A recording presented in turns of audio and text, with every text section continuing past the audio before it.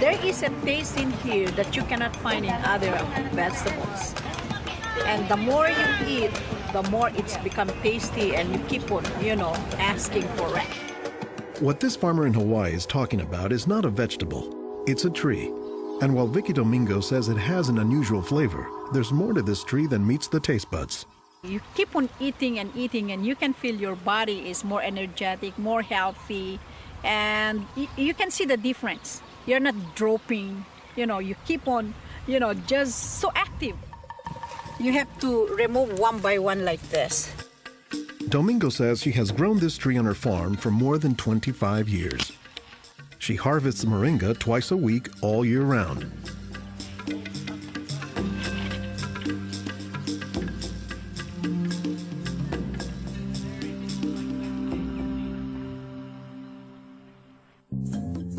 Every week, Domingo sends 1,000 pounds of moringa to the mainland. The rest of it ends up here at a Honolulu farmer's market, where most of her customers have eaten it their entire lives. Well, in the Philippines, it's a third country. In other words, not a rich country. We cannot afford to go to the doctor for medicinal purposes. So we use this in our daily lives so we can have more energy, more vitamins to supplement our daily nutrition in our body. The tree is called moringa, or as the Filipinos call it, marunggay. An awful lot of cultures have one or more plants that are kind of markers that people think of themselves when they think of that plant. Dr. Will McClatchy is an ethnobotanist at the University of Hawaii. He studies the ways that humans interact with plants. If you drive around Honolulu here, you'll see a lot of houses have at least one marunggay in the yard, maybe a little forest of them, and that's a pretty good indicator that there's a Filipino family there. Jokingly, we say it our Filipino banner, which is our Filipino flag. Once you see this, that means all Filipino stays there.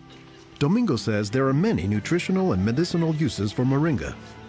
All parts of the tree are usable, from the roots to the stem, to the leaves, to the flowers, and to the pod. The roots, you can use that as a tea. And then the trunk, you can scrape it, squeeze it, get the juice, put in your cut skin, and your skin will heal. Some of this may be folktale, but some cultures have used moringa as a medicinal plant for thousands of years.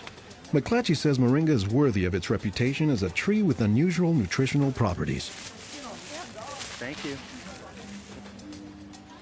Moringa is one of these trees that is a multi-purpose plant that fulfills such a high percentage of kind of basic needs that when people get used to using it, they really can't see what it's like to live without it. And many cultures don't. Today, moringa is used as a remedy and, in essence, a multivitamin in many of the world's warmest regions. Moringa is used widely in Africa and South Asia, and it's been introduced into South America and Central America, where it's also being used. So, this is not just a plant of a single community. We were just talking this morning with one of the owners of this plantation, and he was telling me how the last time he was here, he had a handful of moringa leaves and that he worked all morning on it and felt great. Dr. Mark Olson is a botanist and a leading expert on moringa. He teaches at Instituto de Biología, Universidad Nacional Autónoma de México in Mexico City. Here, he is visiting a new moringa farm about 2 hours outside the city limits. So they've just planted these here, and soon they'll be nice and big. Olson says that while moringa can grow in places like Mexico or Hawaii, the tree is native to arid subtropical regions, places like Africa and southern India, hot places where moringa has proven its persistence. And this is a plant that really does do extraordinarily well in some of the most difficult areas, in areas that are very hot, areas that are very dry, areas where other things are very difficult to cultivate.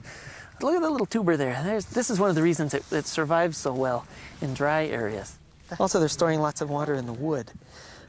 So that's one of the reasons this is such a remarkable tree. They don't have particularly deep roots. That's sort of a myth about moringas, that they survive because they have deep roots. No, they're storing water in their roots and their trunk.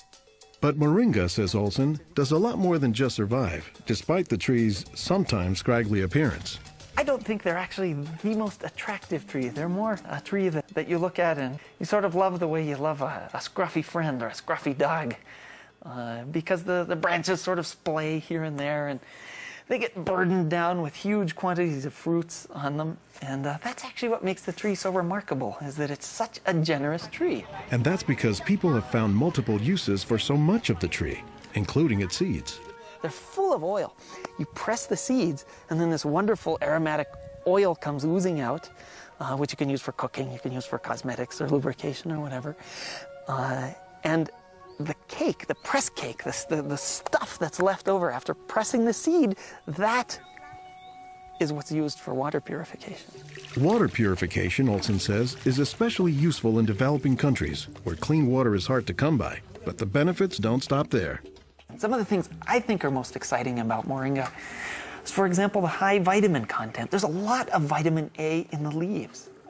And worldwide, that's a problem. A lot of people have problems in development of their eyes because they don't have enough vitamin A.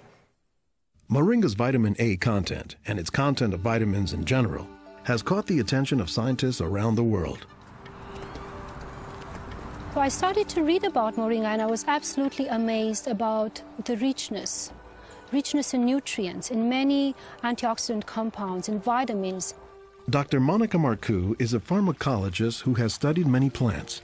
She has done extensive research on Moringa and says it has significant nutritional potency. This subject is one of the topics of her recently published book, Miracle Tree.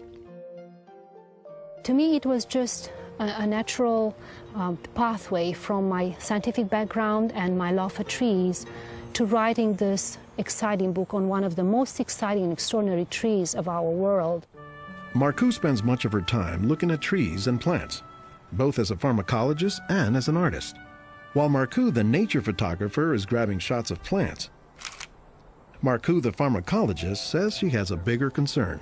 We are having an epidemic of cancer and cardiovascular diseases and many other chronic diseases.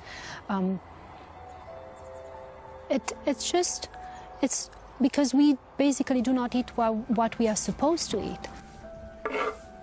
Most of the plants are famous for a particular type of nutrient, like for instance the orange or the lemon is famous for a high content of vitamin C.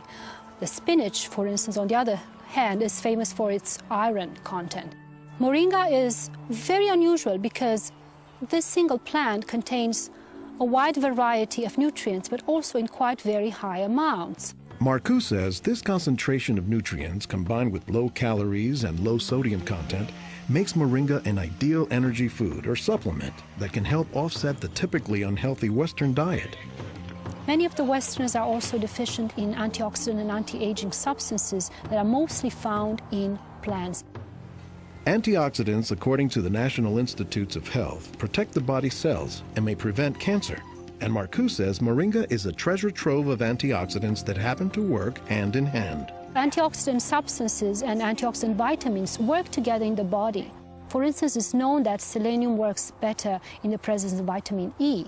Moringa has high amounts of selenium and has also vitamin E. While many plants contain antioxidants, Dr. McClatchy says that Moringa is also high in the nutrients we usually associate with meat. Moringa is well known for being a good source of leafy green vegetable protein. And you don't get a lot of protein out of many vegetable foods other than like beans and things like that. So getting it out of the leaves is really a big deal. And while there are a few other plants like soy that are protein rich, Olson says Moringa is special. I have a lot of food allergies. I'm allergic to wheat, I'm allergic to eggs. Soy tends to be a fairly highly allergenic food. It causes allergies easily in many people. We think that this is because of the form that some of the proteins are in soy. They're apparently in a form that's very simple and fairly easy for the body to assimilate in Moringa. According to the United States Department of Agriculture, Moringa contains 18 of the 20 amino acids, building blocks of proteins that are found in the human body. And, says Marcoux, Moringa is one of the few plants that contains all of the essential amino acids. Moringa contains all the 9 essential amino acids that actually we cannot produce. Their presence, but also their ratio, is very beneficial, and it is estimated that this ratio is very good for absorption and for being bioavailable to our bodies. Further research is needed to establish the bioavailability of all of moringa's nutrients. But in some places, scientific studies may be too long a pursuit and take a back seat to a harsh reality. In most of sub-Saharan Africa, any baby has a 20% chance of dying before he reaches the age of 5. In some countries, up to 40%. And even those who survive past the age of 5, up to half or more will suffer from malnourished physical and mental development. C'est des lésions de malnutrition. These are lesions caused by malnutrition around the neck and around the waist. They are dry now, but will become permanent scars. As the former regional representative for Church World Service in Senegal for 16 years, it was Lowell Fugley's mission to help local clinics develop ways to save children at risk to malnutrition. Having been born myself into a middle-class American family, I thought it was just by chance that I was born in these conditions and not in the condition of a poor African family in the bush of Africa and living a malnourished life. And so I have a certain obligation to share what I received. In his quest to combat malnutrition, Fugley came across moringa in the late 1990s. It contains more vitamins and minerals in various combinations than you find in any other possible vegetable. And I thought to myself, if this source of nutrition could be made available at the village level, then this could be a very effective tool in preventing malnutrition. What Fugley says he didn't know at the time was that the Senegalese people were already familiar with moringa. It was only through a Peace Corps volunteer working in forestry who told me that, oh, moringa is already growing in Senegal. Not only was it growing, the people had been using it for generations, only they didn't refer to it as moringa. They called it nebedai, which Fugley suspects comes from the English words never die, after the tree's resilience. I ask any Senegalese, do you know the nebedai tree?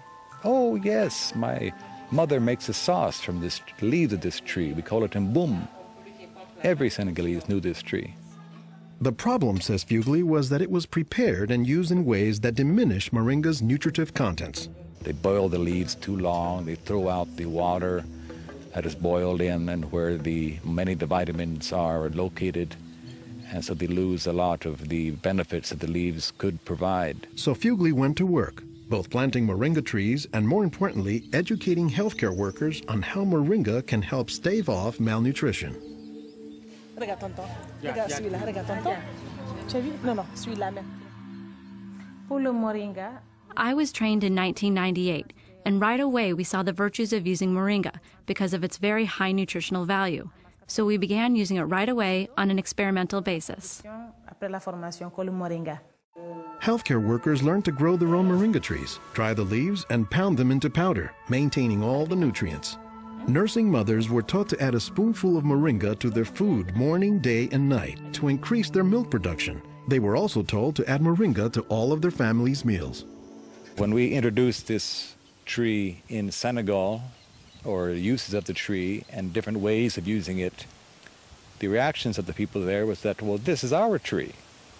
You know, you're just adding on what we know already.